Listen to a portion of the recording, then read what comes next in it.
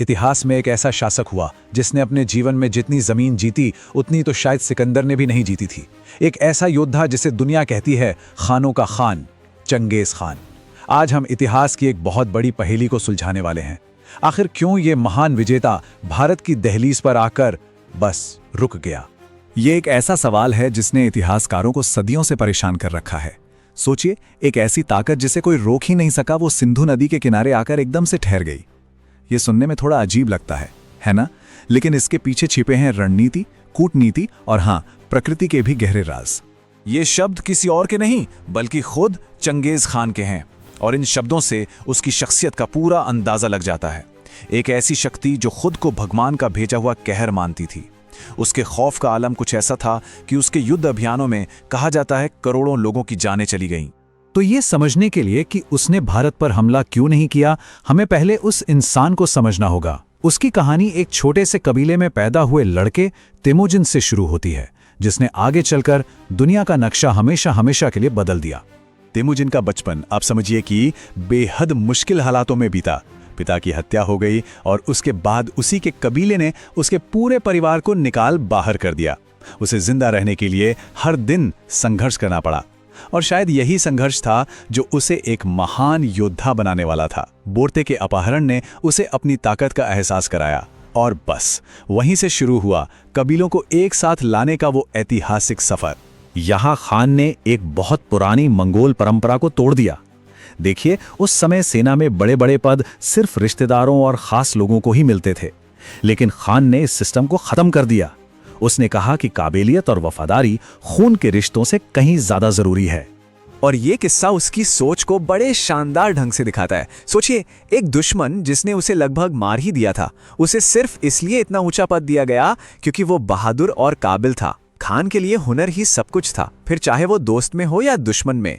चलिए अब उस घटना पर चलते हैं जो मंगोल सेना को पश्चिम की तरफ सीधे भारत की सीमाओं तक ले आई।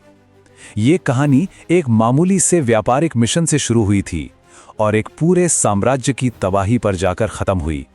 ख्वारिज्म के शाह ने एक के बाद एक कई गलतियां की। पहले तो व्यापारियों का कत्ल करवाया और फिर दूतों का अपमान किया। आपको बता दूं, मंगोल संस्कृति में दाढ़ी मर्दानगी की निशानी थी, और उसे मुंडवाना खान के आत्मसम्मान पर एक सीधा हमला था। बस उस दिन शाह ने अनजाने में अपनी बर्बादी का फरमान लिख दिया था, और खान का बदला वो बहुत भयानक था। मंगोलों का एक सैलाब ख्वारिज्म की तरफ बढ़ा और शहर के शहर राख में मिला दिए। इतिहासकार अनुमान लगाते हैं कि कुछ ही सालों में 10 से 60 लाख लोग मारे गए। ये मंगोलों के गुस्से की विनाशकारी शक्ति का एक जीता जागता सबूत था। अब हम उस कहानी के निर्णायक मोड़ की तरफ बढ़ रहे हैं। ख्वारिज्म साम्राज्य तो लगभग तबाह हो चुका था, लेकिन कहानी अभी खत्म नहीं हुई थी। एक आखिरी पीछा चंगेज खान को सीधे भारत के दरवाजे तक ले आया। शाह तो मर चुका था, लेकिन उसका बेटा जलालुद्दीन एक बहुत ही जुझारू योद्धा था। वो मंगोलों के सामने आखिरी दीवार बनकर खड़ा हो गया था। अब चंगेज खान की पूरी सैन्य मशीन सिर्फ एक आदमी का शिकार कर रही थी। तो जलालुद्दीन भागते भागते सिंधु नदी के किनारे पहुंच गया। अब सोचिए, एक तरफ चंगेज खान की लाखों की सेना और दूसरी तरफ एक उफनती हुई नदी। उसके लिए बचने का कोई रास्ता नहीं था, या शायद था। और उसी पल उसने वो किया जिसकी किसी ने कल्पना भी नहीं की थी।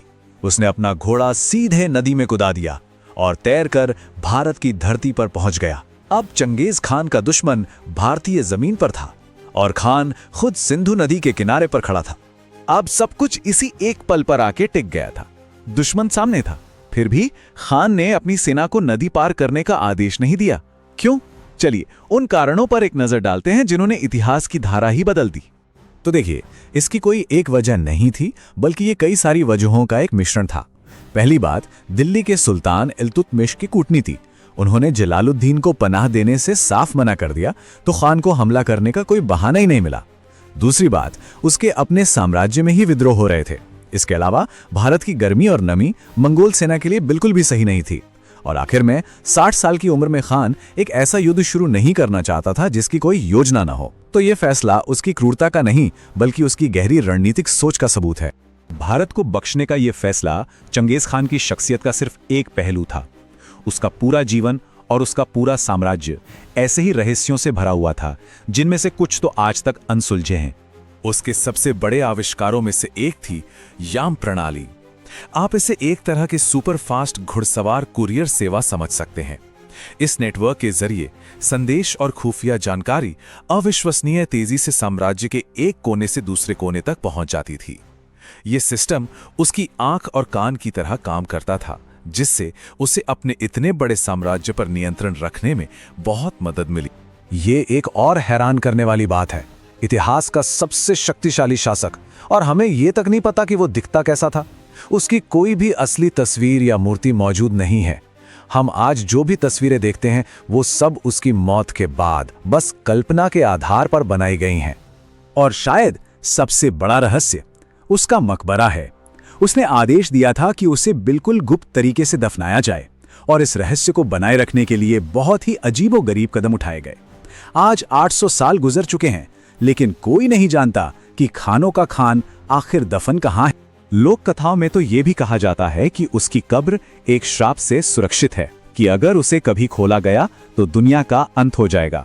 अब ये महज एक कहानी हो सकती है, लेकिन ये चंगेज खान की उस रहस्य और खौफ की विरासत को दिखाती है जो उसने पीछे छोड़ी।